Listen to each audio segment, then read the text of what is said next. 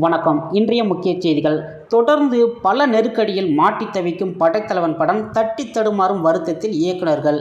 நடிகரும் அரசியல் பிரபலமான கேப்டன் விஜயகாந்த் மகன் நடிக்கும் படம் தான் சண்முக பாண்டியன் நடிக்கும் படம் தான் படைத்தலைவன். இந்த படம் தொடர்ந்து இதுவரை காணாத பல பிரச்சனைகளை இன்ன வரைக்கும் சந்திச்சுக்கிட்டு தான் இருக்குது.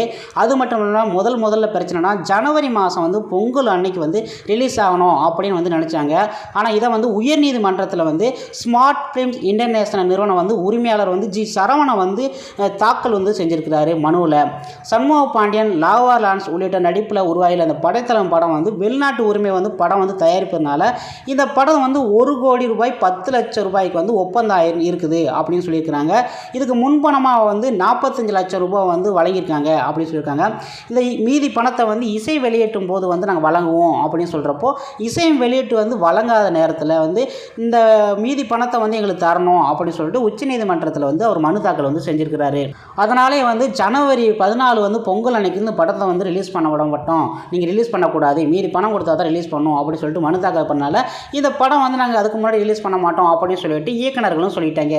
சரி, இதே மாரியை பிப்ரவரி 28 ரிலீஸ் பண்ணலாம் அப்படின்னு சொல்லிட்டு முயற்சி பண்ணிக்கிட்டு இருக்கல. அதுலேயும் பல நெருக்கடி, பல அரசியல் சூழ்ச்சிகளாக நடந்து இந்த படத்தை இன்ன வரைக்கும் ரிலீஸ் பண்ண விடாமல் அந்தளவுக்கு தட்டு தடிமாடிக்கிட்டு இருக்கு. இதனாலே இந்த படம் எப்போ ரிலீஸ் ஆகும் அப்படின்னு சொல்லிட்டு ரசிகர்களுக்கு மேலும் மேலும் ஆர்வமாகிக்கிட்டே இருக்குது. அதிலும் இந்த படத்தில் உள்ள ட்ரெய்லர் வந்ததே நமக்கு எல்லாத்துக்குமே இன்னும் ஆர்வம் தான் சொல்ல முடியும். இதில் விஜயகாந்தும் ராகவா லாரன்ஸும் ஒரு சிறப்பு தோற்றத்தில் வர்றாங்க அப்படின்னு சொன்னால் நீங்கள் சொல்லவே தேவையில்லை.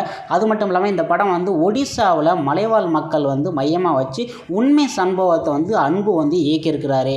கண்டிப்பாக இந்த படம் மாபெரும் வெற்றி அடையும் என்று எதிர்பார்க்கப்படுது. ஓகே நண்பர்களே, இது போன்ற வீடியோவை நம்ம அடுத்தடுத்து அப்டேட் கொடுத்துக்கிட்டே இருக்கோம். மறக்காமல் நம்ம சேனலை சப்ஸ்கிரைப் பண்ணுங்கள், லைக் பண்ணுங்கள், ஷேர் பண்ணுங்கள்.